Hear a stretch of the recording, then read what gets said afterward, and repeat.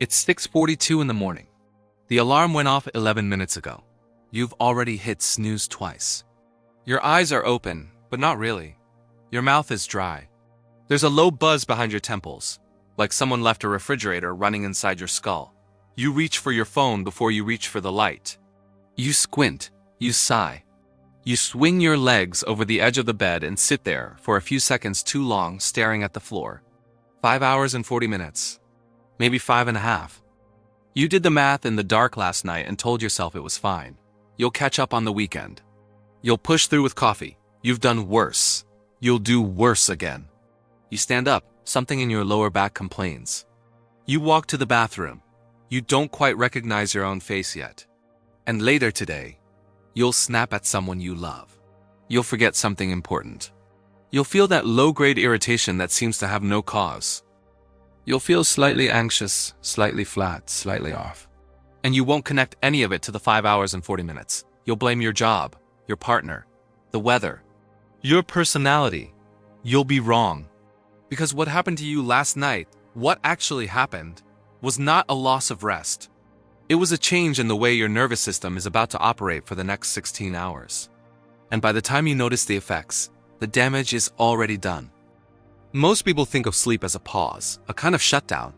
You close your eyes, the world stops, and a few hours later you reboot.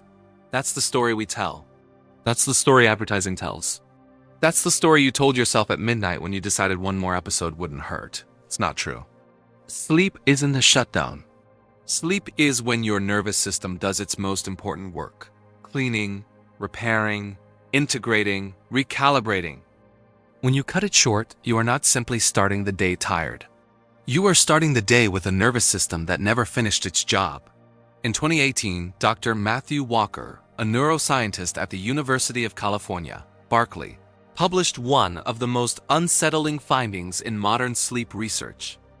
Using fMRI scans on sleep-deprived participants, he found that after a single night of less than 6 hours of sleep, activity in the amygdala, the part of your brain that processes fear and threat, increased by up to 60% compared to well-rested controls.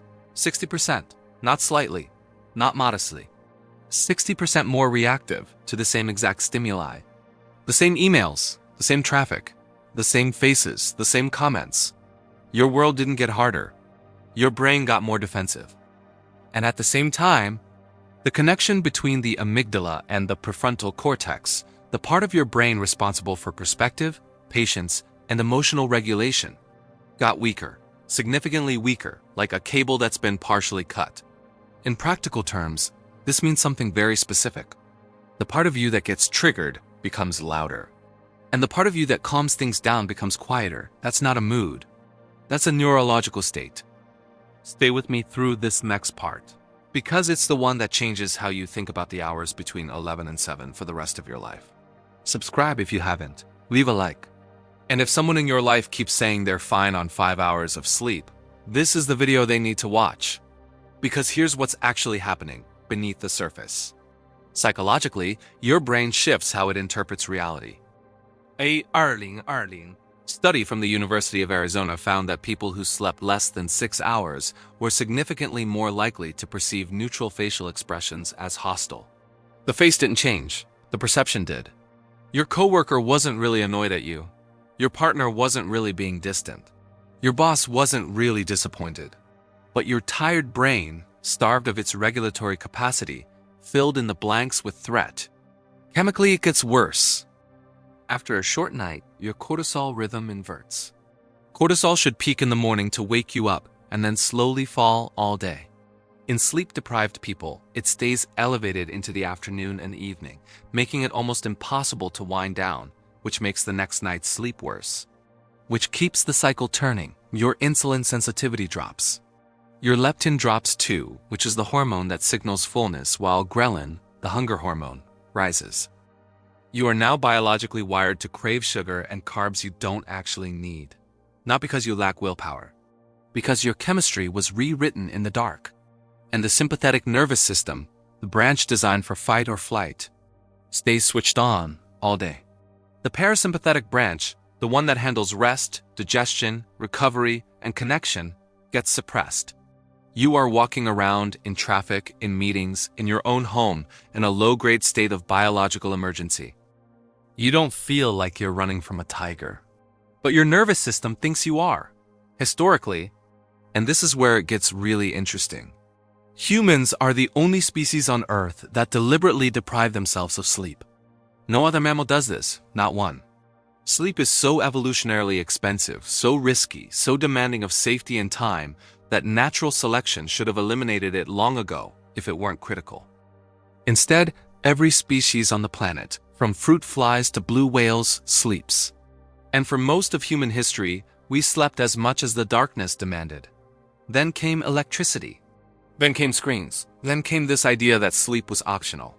That rest was laziness. That successful people could get by on 4 or 5 hours. That productivity was a matter of discipline, not biology. Your body never agreed to any of this. Here's the paradox that stunned the researchers. A 2017 study published in the journal Sleep followed participants for 14 days on restricted sleep, 6 hours or less per night. The participants were asked to rate their own performance, alertness, and mood each day. Here's what happened. By day 3, their objective performance on cognitive tests was as impaired as people who had been awake for 24 hours straight, but their self-rated performance stayed almost unchanged. Read that again. They thought they were fine. They felt mostly okay. They believed they had adapted. Meanwhile, their reaction times were falling apart. Their decision-making was fragmenting. Their emotional regulation was collapsing. The worst part was not the damage. The worst part was that they couldn't feel it happening. This is the cruelest thing about chronic sleep deprivation. It blunts the very faculty you need in order to notice it. You don't feel exhausted. You feel normal, because tired has become your baseline. You aren't coping well. You've just forgotten what well feels like. I want to pause here for a moment because I know it's an AI voice carrying this to you.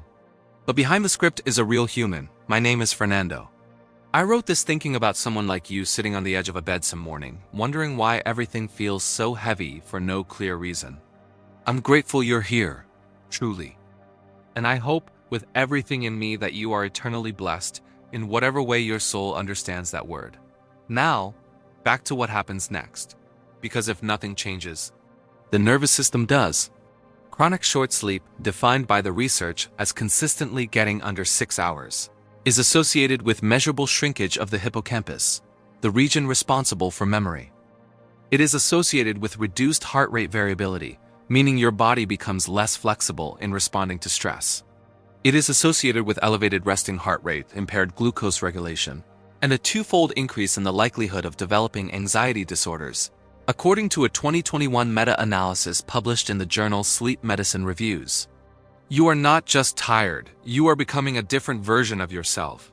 A version that is more reactive, more defensive, more emotionally volatile, less patient with the people you love, less present in your own life. And that version feels like your personality. But it isn't. It's a nervous system running on empty, pretending to be you. Here's what changes when you understand this. You stop treating sleep as the thing you sacrifice when life gets busy. You start treating it as the infrastructure that makes every other thing in your life possible. Your relationships, your creativity, your patience, your body, your decisions. All of it runs on the quality of the hours you spend unconscious. You don't need to become someone who sleeps 10 hours. You need to stop stealing from the basic 6, 7, or 8 that your nervous system is begging for. The science is not asking you to be perfect. The science is asking you to stop calling exhaustion a lifestyle. So let's go back to that morning. 6:42, the alarm, the dry mouth, the low buzz in your temples, the legs over the edge of the bed. Except now, you know that the heaviness is not your personality. The irritability you'll feel at noon is not who you are. The small anxieties that'll show up in the afternoon are not your soul. They are signals from a nervous system that did not get what it needed in the dark. And the most radical act of self-respect you can offer yourself tonight is not a new app, not a new supplement, not a new mindset. It's being in bed an hour earlier than you were planning to be. Because the body that carries you through every hard conversation, every long day, every dream you're trying to build, that body only asks one thing of you in return: let it sleep. If this reached you somewhere real, leave a comment with the number of hours you slept last night. Just one number, no explanation. Like the video, so it reaches someone else who needs to hear this tonight instead of scrolling until 2 in the morning. Subscribe, because in the next video I'm going to show you something even more disturbing. The specific hour of the night you keep waking up at, and what neuroscience discovered about what your body is trying to tell you when it happens. You are going to want to see that one.